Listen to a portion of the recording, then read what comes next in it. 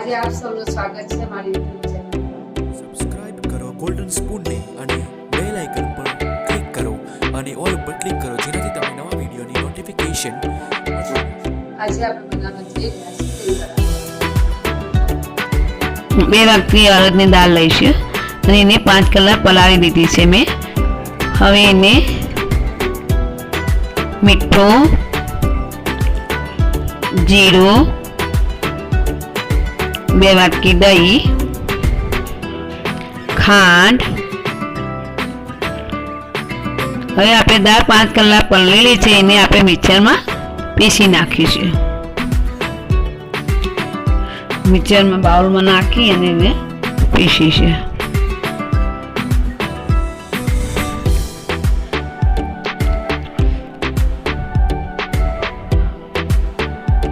પીસાઈ ગઈ છે. મિક્સરમાં પીસી જો બરાબર ઝીણી પીસાઈ જાય છે.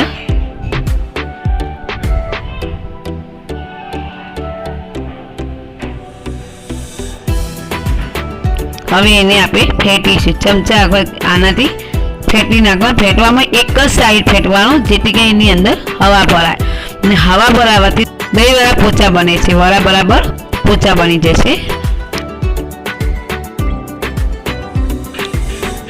હવે આપણે જીરાને ખાંડી નાખીશું અને એમાં નાખીશું.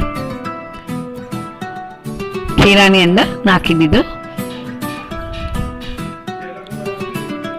પછી એને બરાબર ફરીથી ચમચા વડે ફેટીશું.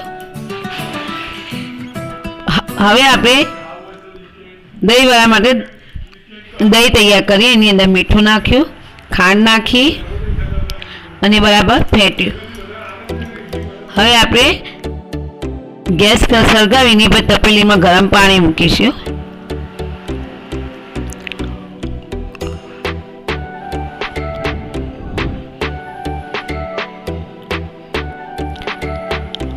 ગરમ પાણી થઈ જાય એને ઉતારી અને કઢાઈમાં તેલ મૂકીશું.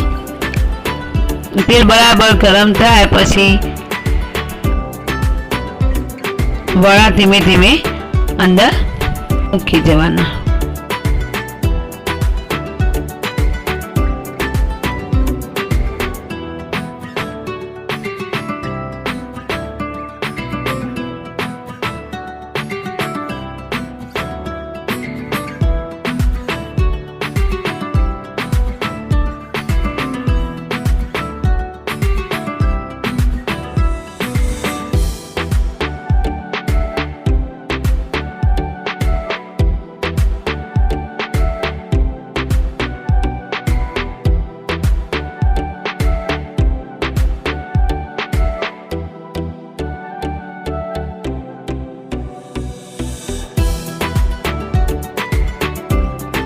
તાવેરાથી ધીમે ધીમે હલાવો. ગરમ થયા છે બરાબર તળાય એટલે તમે હલાવવાથી છૂટા રહે છે. વડા જે આપણે બનાવે છે એ છૂટા છૂટા તળી ગયા એટલે બહાર કાઢી અને ગરમ પાણીમાં નાખી દેવાના.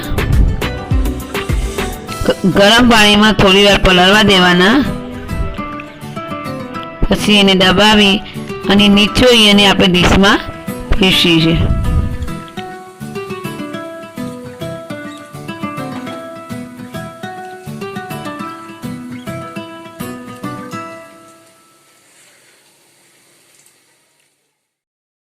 હવે એને આપણે પ્લેટને સજાવીશું. પહેલાં આંબલીની ચટણી મૂકીશું,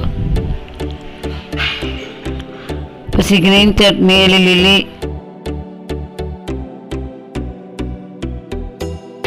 કોથમીરની એની ઉપર જીરું વપરાવીશું, મીઠું, દહીં,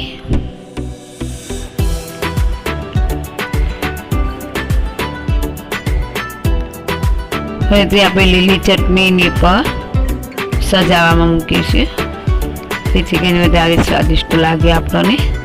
આંબલીની ચટણી, જીરું, મીઠું મૂકી અને બરાબર એને સજાવી દઈશું. લીલા ધાણા મૂકી દેવાના. ધાણા મૂકા જે આપણે સજાવવું એ રીતના મૂકી દેવાનું.